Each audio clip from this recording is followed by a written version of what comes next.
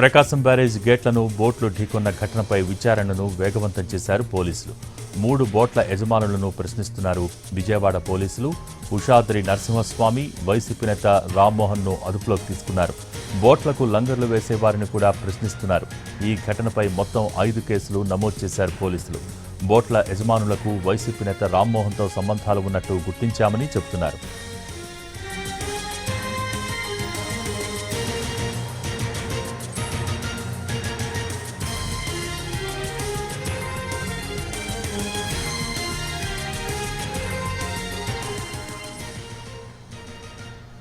ప్రకాశం బ్యారేజీ గేట్లను బోట్లు ఢీకొన్న ఘటనపై విచారణను వేగవంతం చేశారు పోలీసులు. 3 బోట్ల యజమానులను ప్రశ్నిస్తున్నారు విజయవాడ పోలీసులు. దీనికి సంబంధించి పూర్తి సమాచారం మా ప్రతినిధి శ్రీకాంత్ లైవ్ ద్వారా అందించేందుకు సిద్ధంగా ఉన్నారు. Srikanth, over to you.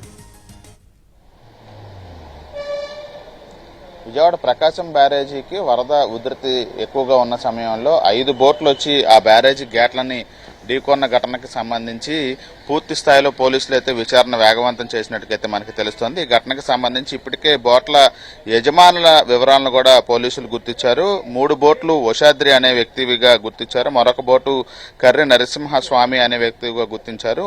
5వ బోటు నాగమల్లేశ్వరి అనే మహిళకు సంబంధించిన బోటుగా గుర్తించారు. అయితే ఈ 5 బోట్లకి సంబంధించి ప్రధానంగా కూడా ఉషాద్రి అనే వ్యక్తే ఇవన్నీ కూడా కొట్టుకుపోవటానికి కారణంగా ప్రాథమికంగా పోలీసులు నిర్ధారించినట్టుగా తెలుస్తా ఉంది. ఉషాద్రికి వైసీపీ నేతలతో కీలక సంబంధాలు, సన్నిహిత సంబంధాలు కలిగినటువంటి రామ్మోహన్తో లింకులు ఉన్నట్టుగా కూడా గుర్తించినట్టుగా పోలీసులు ప్రస్తుతం రామ్మోహన్తో పాటుగా అటు ఉషాద్రిని, అదేవిధంగా ఈ బోట్లకి లంగర్లు వేసే వ్యక్తుల్ని, మరొక బోటు యజమాని లక్ష్మీ నరసింహస్వామిని, ఇతన్ని కూడా మొత్తం అందరినీ కూడా ప్రస్తుతం అదుపులోకి తీసుకుని మనం విజువల్స్ లో చూస్తున్నటువంటి విజయవాడ 1 టౌన్ పోలీస్ స్టేషన్కి అయితే వీళ్ళందరినీ తీసుకొచ్చి విచారణ చేస్తున్నట్టుగా తెలుస్తోంది. వరద ప్రవాహం ఎక్కువగా ఉన్న సమయంలో ఈ బోట్లన్నిటికీ ఇనప చైన్లతో అయితే వాటిని కట్టేయాల్సి ఉంటుంది. అలా కాకుండా కావాలని ప్లాస్టిక్ వాటిలతో అవి వరద ప్రవాహాన్ని అడ్డుకొని నిలబడమని తెలిసినా కూడా కావాలనే వీటిని అక్కడ కట్టినట్టుగా గుర్తించిన నేపథ్యంలో పూర్తి స్థాయిలో విచారణ అయితే ప్రస్తుతం కొనసాగిస్తా ఉన్నారు. 5 బోట్లకి